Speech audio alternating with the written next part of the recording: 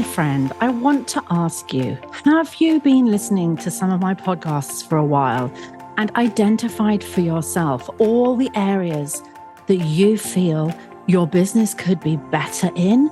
Maybe you just are so busy you haven't yet mastered the working as much as you like bit. Or maybe you're just not bringing in the money, like you're struggling with the income, or it's just not enough. Well, it's time for us to have a conversation.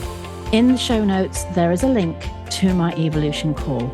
If you're a dance boss and you are ready to take action, let's have a chat and let's see where I can take you.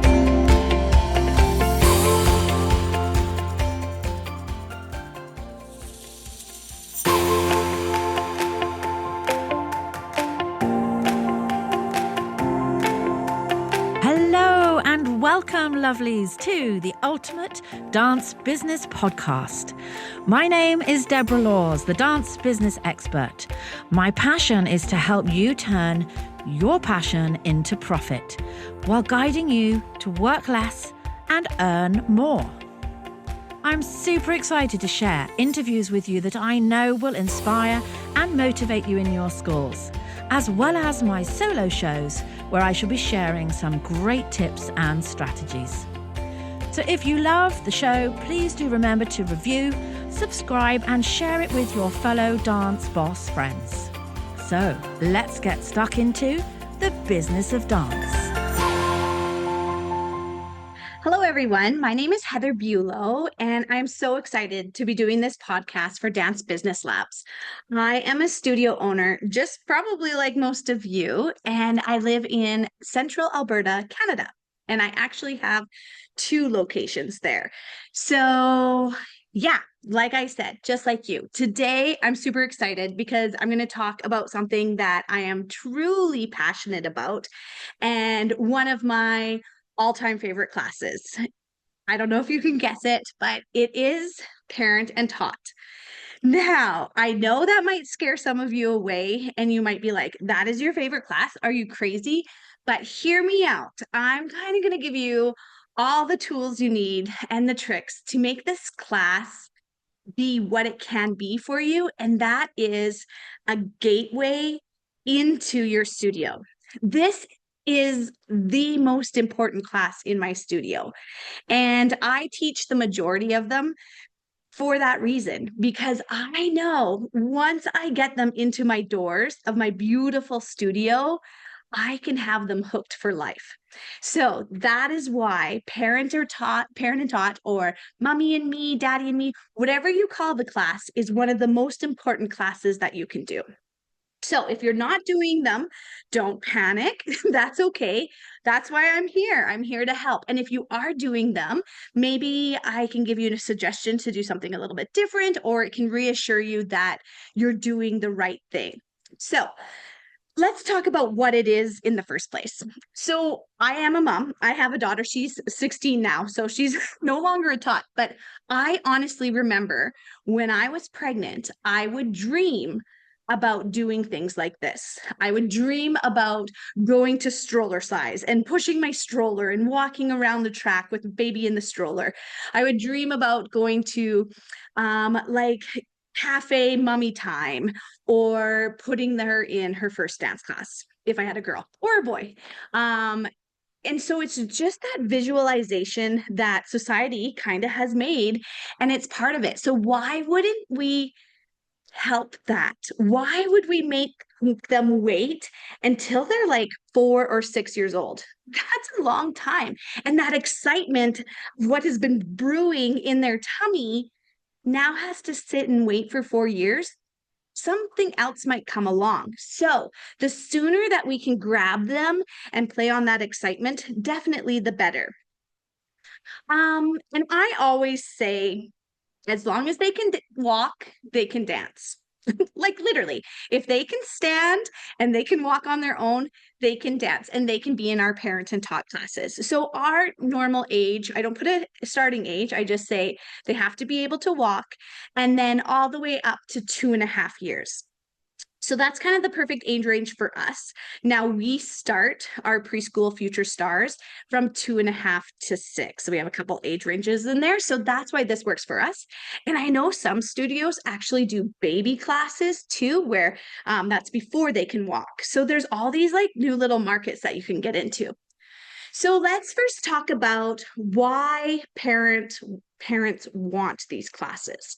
Why they want to bring their child to this activity. So the first one, and I think it's probably the most important one, is the connection to their child. They're looking for activities to do with them, to bond with them, to be active with them, to share movement and music with them, and create this connection outside of the home with them.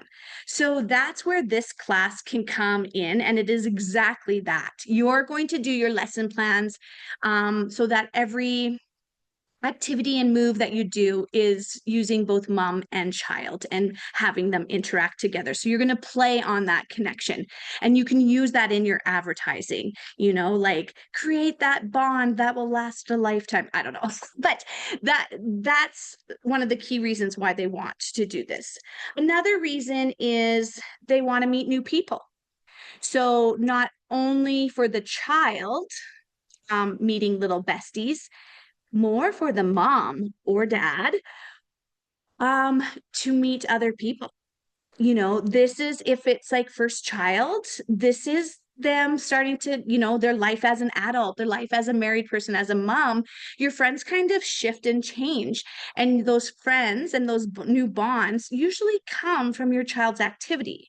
So they're going to be looking for friendships, so we can kind of create that and foster that, and let them sit in the waiting room if you have before or after, and chat, and because it's only more of a positive experience that this parent and taught class is. And now you've had nothing really to do with that, but it's what spills over and keeps going after the class is done.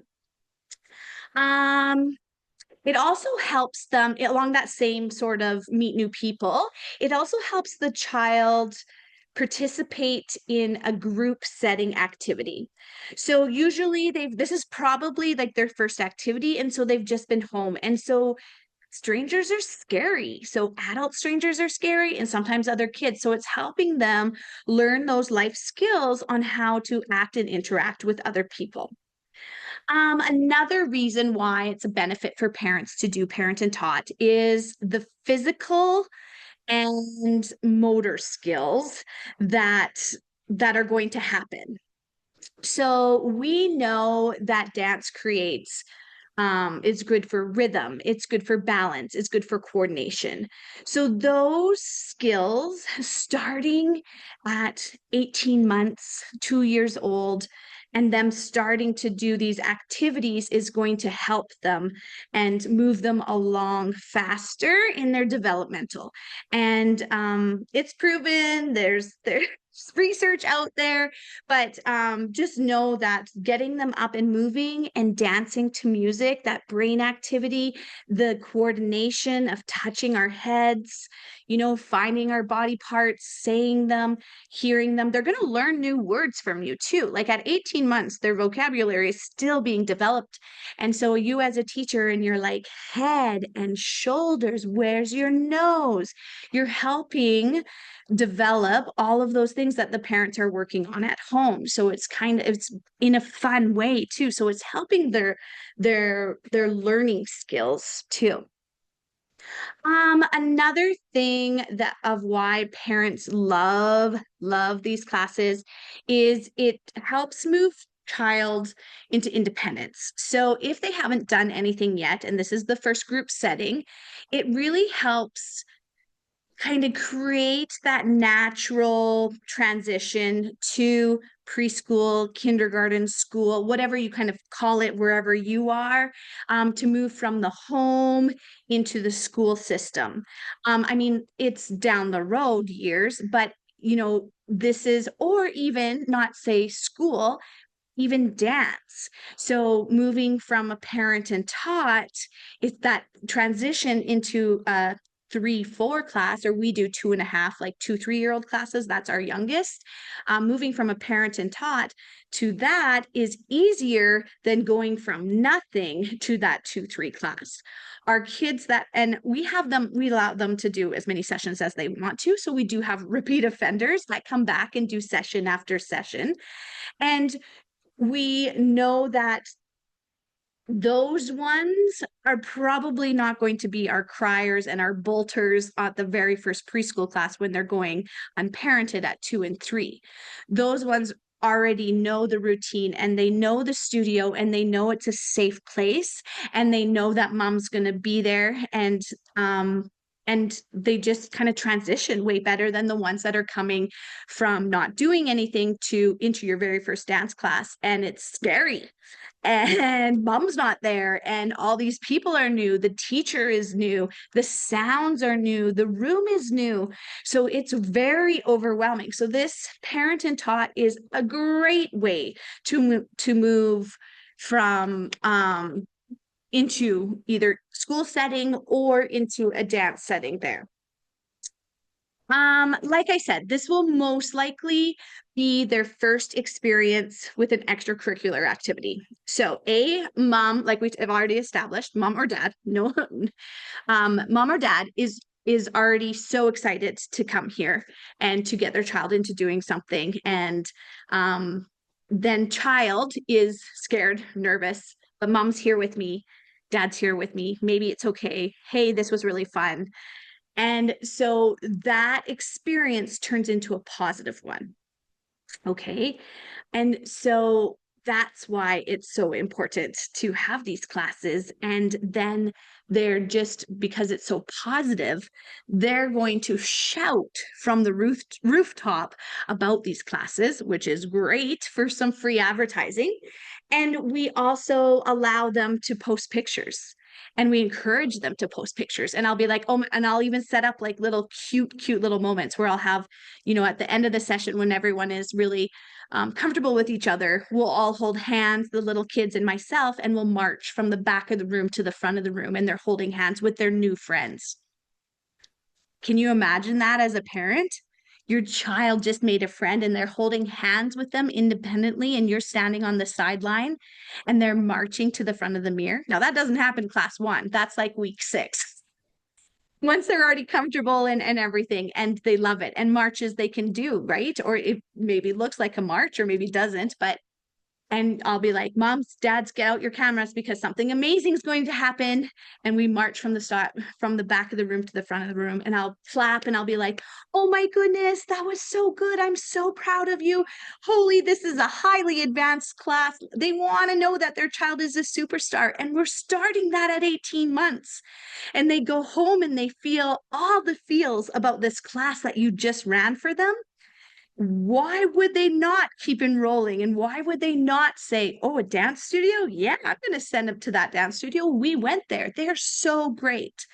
So that's why this class is the most important class on your schedule. See, I told you. And they're not as scary as you thought. And I know it does take a special kind of teacher, and we'll talk about that too, about the teacher that you place in there as a studio owner, because you can't just have anyone teaching these classes because they're so important. But we'll get to that. So, okay, so let's talk about like why you would do this as a studio. What are the benefits kind of to offering this class, which takes a little bit of work, which takes, like I said, a special teacher. Why would you run this class? So the first one is it introduces new families, usually new. I mean, you might have some returning or have older kids that dance, like that's definitely happens all the time, but it also is a way to introduce new families into your studio at a young age. We're talking 1 to 2 years old, 1 to 3 years old, or if you do baby classes, even earlier than that. And it's going to increase the likelihood that they're going to stay for a long time because they've already decided on you. They've already picked their home, basically. And if you make your home welcoming and loving and caring and a place that they want to come back to, you have them for life. And to prove that, I was just actually doing, it's our show time, our recital time, and I was just doing our long time awards, 5-year, 10-year, 15-year awards. So these kids are the ones that are graduating are 17 years old in Canada, as you graduate around 17.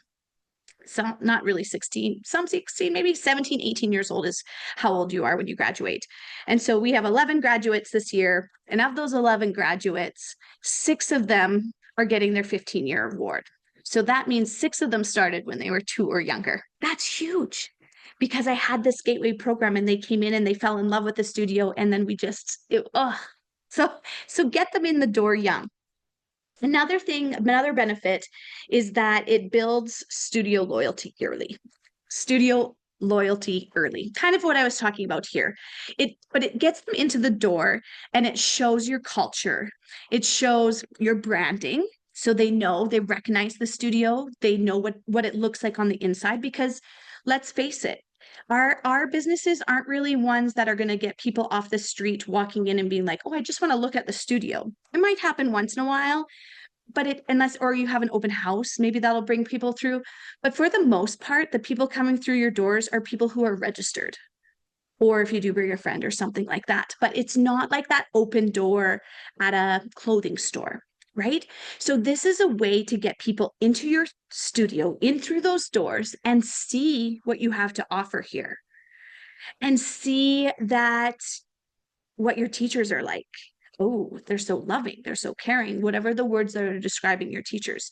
And, you can see how our culture is and how our values is and how we talk through our emails, my email communication to them, 2 weeks before they start, a week before they start, a day before they start, me talking about how I'm so excited. I can't wait to meet your child. I can't wait to dance together. I can't wait to see the connection that you have together. So they're hearing how we talk. They're seeing how we run things. They're seeing that we're organized. They're seeing how we take payment. They're learning everything about our studio at an early age again, and seeing what they like. So you have to make sure that your systems are in place and that your studio runs smoothly, especially when they're coming in the door, that your studio is clean when they're coming, and that things run smooth, because this is like dating. This is like a blind date, and it's the first impression. And is that person going to come back for date number 2, or do you lose them? So I thought I would just share with you guys today the planners that I have produced for dance school owners, because these are flying out of Amazon like hotcakes. And if you don't have yours yet, then all you have to do is pop to Amazon and type into the search Deborah Laws, and all 3 books will come up. So the Ultimate Dance Business Planner I designed for you so that you had a little bit of a Deborah on your desktop. The planners are full of business training, tips, motivational quotes, things to do at the start of the month, things to do at the end of the month, ways in which you can plan out your marketing and your retention, and they are selling all over the world. So go to Amazon, grab your #1 best-selling Ultimate Dance Business Planner, and enjoy mapping out the growth for your studio. That's the same mentality for whenever any student starts, but it's even more important when they're under the age of 2. Another reason why it's great for studios to have these types of classes is it fills daytime spots that are normally empty and something's not running here. I mean, you can only run so many 3-year-old classes unless you have like a huge market for it. But sometimes we're looking for, say, oh, my Tuesdays, I don't have anything on Tuesdays. What can I run? Play school runs on Tuesday, so I can't run dance classes there. No one's come. Oh, maybe I can run a parent and taught class.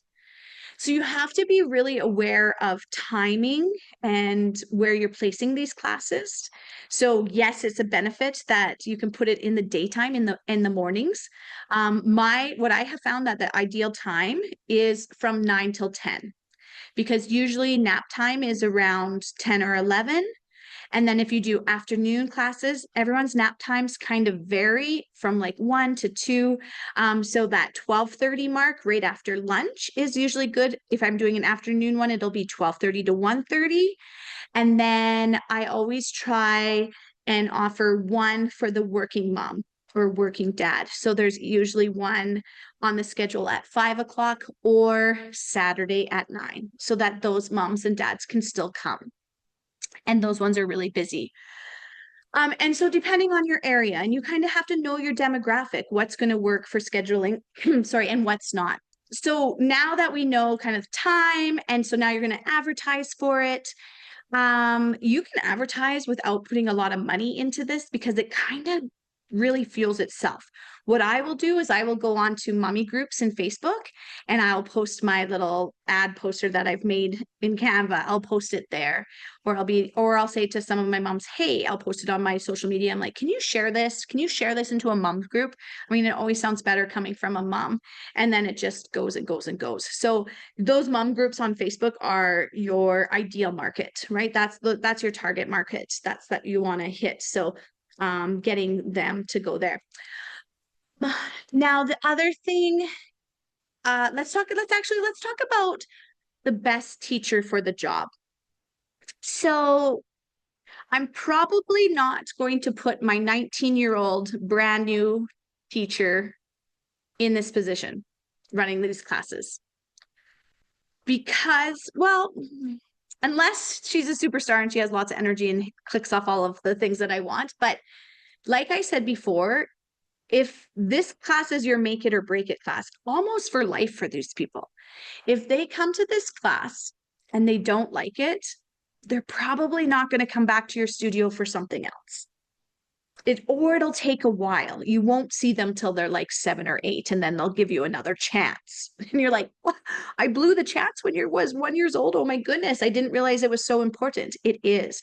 This class is so important. So I want to make sure that I have someone that I can trust, and that someone that represents the studio really well, can answer questions, because you're going to get questions too, because they're curious. And that is an all-around good teacher.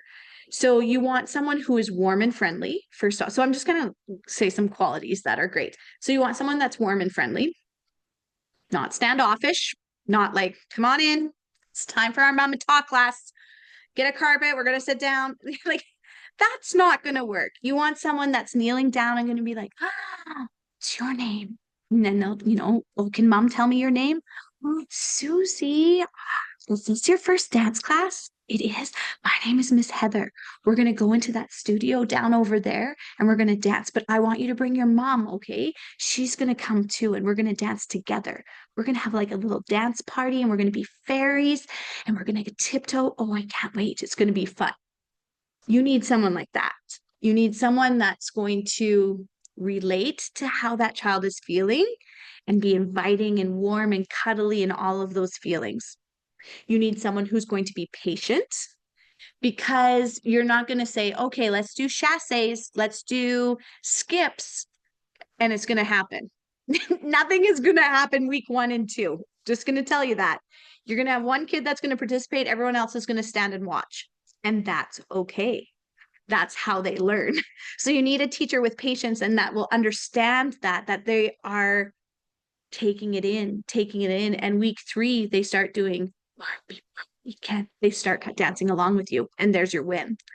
You need someone who's creative and fun. You can't just do dance steps. Let's do plies. Okay, now we're going to do tendus. Okay, now we're going to do skips. Okay, now we're going to do that. That is not going to work. They are not going to come back, and the child is not going to love it. Your plies are going to be, okay, we're going to push our knees through the mud, everything like descriptive. We're going to, let's skip into the sky. I'm going to sing. I am not the best singer. And I feel sorry for the parents that are in that class with me, because they have to hear me. I'm singing everything, right? We're singing our little skipping songs. We're singing toes, toes down, toes, toes down, right? That energy, that excitement that those teachers have. Um, and your lesson plans for these, I'm going to give you my lesson plan. I know, so much gold in this call. See, it's not scary. You just have to take the leap. The lesson plans for these are pretty massive, are double than a 7-year-old class because the attention span is very little. So the teacher has to be good at that too. Teachers has to be encouraging, and because the parents at this stage want to hear that their child is doing good, that their child is above average is even better, that their child is hitting these milestones that they need. If I have a kid in here who's actually like jumping and actually at 1.5 and leaving the floor, I'll be like, oh my goodness. I'm like, she can jump. That's really huge. Like, usually they don't leave the floor until they're like 2 or 3. So I'm like, that's awesome. Or if there's one that's like stuck to mom, not really doing anything. And the one day she picked up a ribbon, I was like, look at her. Like, look at her with that ribbon. She grabbed it all by herself. You find the little wins and you say it to mom, because that's all mom and dad are looking for. They're looking for reassurance that their child is normal or above normal. And then the last kind of trait that a teacher needs is that they have good class management. So they're able to run a class, and if a child starts to cry, it happens. Are you choosing to ignore it? Are you asking your mom to leave? But you can keep continuing on if something else happens. So yeah, so that's the superstar that you're looking for. As a business owner, as the CEO of my company, should I still be teaching classes? Um, yeah, I love to. That's my passion. This is so my passion, to crawl around like a kitty on the floor. So you will always find me doing this. And I know that this class is so important. I don't want to take it off my schedule because it brings everyone in and they get to meet Miss Heather. I'm pretty famous around here. I'm the studio owner. And so their first interaction with the studio is with me as the studio owner. Now, I'm not saying as a studio owner, you have to do this. Not at all. Please, please. Like, we are busy. And if you have the perfect person to delegate this to, that is amazing. For me, this is what I love to do. And this is what I hear back, is that this first interaction is with me. And that's huge. Okay. When I'm pricing these, I'm not going to say a dollar amount because everyone's demographic is so different. But when I'm pricing these, they're cheaper than a normal dance class. Now, the reason is because I want to get them in the door. I just need to get them into my studio. And then, like I said, I can have them for life.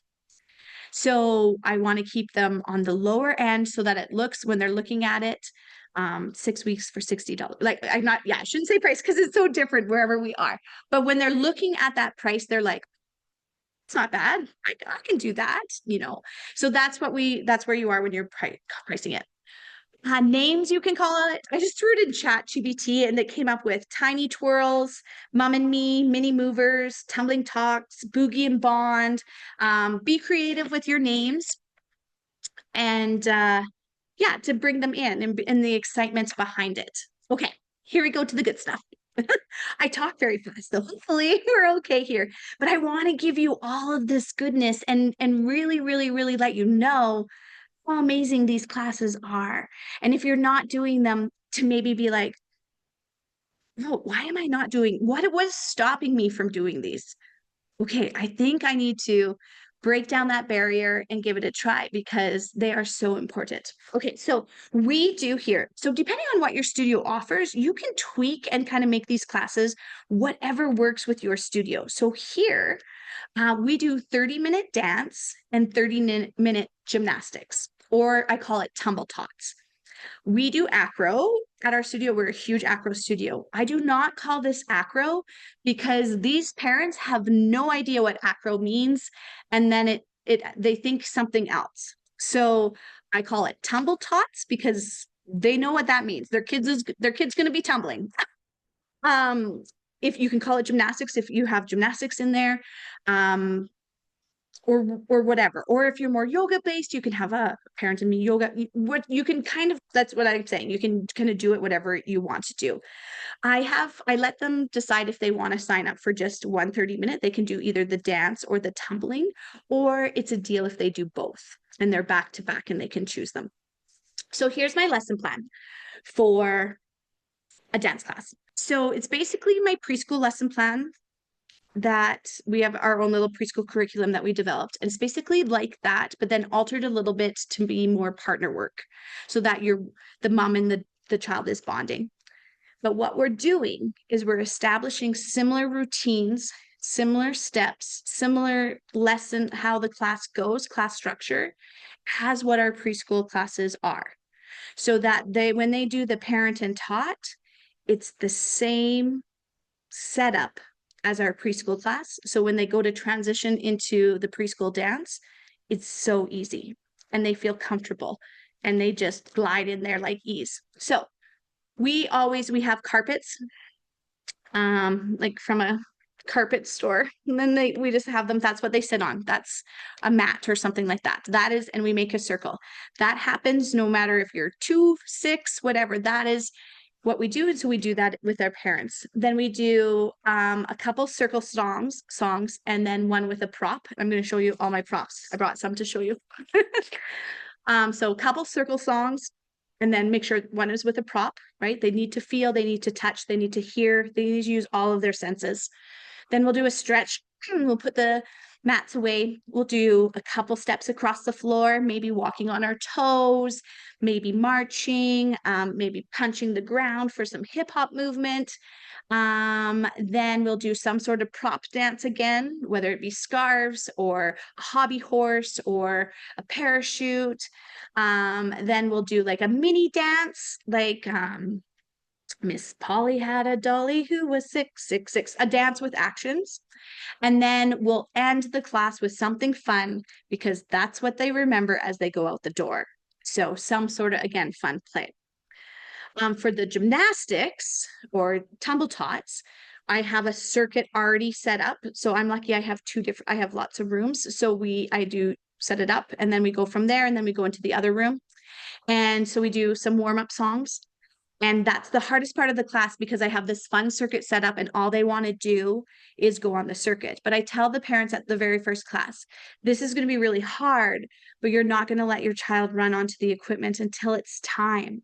But that teaches them such a huge life skill that you can't just do whatever you want. You have to follow the rules. So we do 2 quick circle songs and then they do the circuit. So like all my mats, ups and downs, I've used staircases, they balance beams. And so they go around for about 15 minutes. Then I bring them in and we do 2 skills together using mom. We use yoga blocks so you can kind of do whatever. And then we end with a game. Okay, some prompts. So your basic scarves, yeah, tons of things. Tons of things you can do with them. And then any sort of music. We want some sort of music, right? Oh, I have like these too. Yep. Some jingle bells. Oh, I forgot. People that sometimes you might not be able to see me. So scarves, tambourines, shaker egg. Yep. We want to be able to listen, hear, that sort of thing.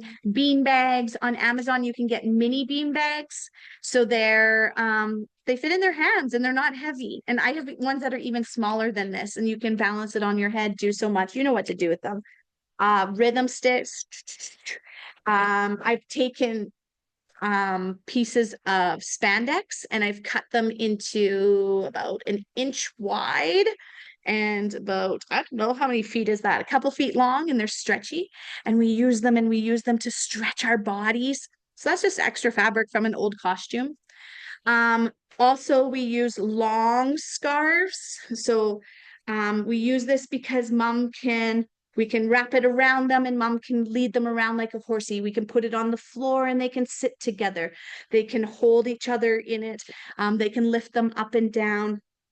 You're really just using your imagination. Gymnastics, you can use markers that have feet and hands so that they can physically see where to put their foot, see where to do their hands. And then moms will help. So yeah, I mean, that's like, I could go on forever on all of that, but the moral of the story is you're making it super fun and engaging for these little guys. And then the last class, so we usually have 6-week sessions. Sometimes we do 4-week sessions. That's enough. And the last class, I'll always explain to them what's next. We have another Mom and Tot starting in 2 weeks, or your child is ready to go into an unparented class, or this is coming up. So I always explain to them what's coming. You can do little certificates that they passed. You can give them a coupon to maybe waive their registration fee to register into the other ones because they did these classes. So something to help them enroll into the next part of your studio. So yeah, if you are not doing parent and tot classes, let's talk about it. Let's think about it. And maybe ask yourself why. What is stopping me from doing them? What's my roadblock? And is it really a roadblock? What if I started doing these classes? Does that start to bring more families into my studio? Does that start to increase my registration?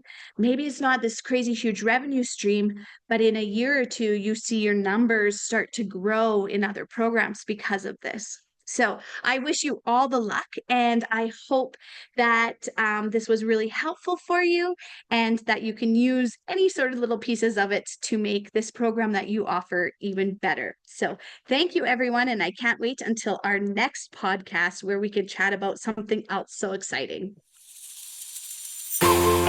So I wanted to tell you that this episode is kindly sponsored by Sally at Dance Studio Marketing, who is your go-to solution for growing your dance school through the power of social media. So if you're feeling overwhelmed at trying to attract new students, at Dance Studio Marketing, Sally helps dance studio owners just like you to leverage the power of social media and paid ads to bring in a steady stream of students, which of course helps you to achieve more balance in your life. So if you're ready to grow with less stress, visit sallyprendergast.com, or you can connect with Sally at Dance Studio Marketing on your favorite social media platform today. My clients are getting fabulous results using Sally. So let's get those ads going and let's get your school growing.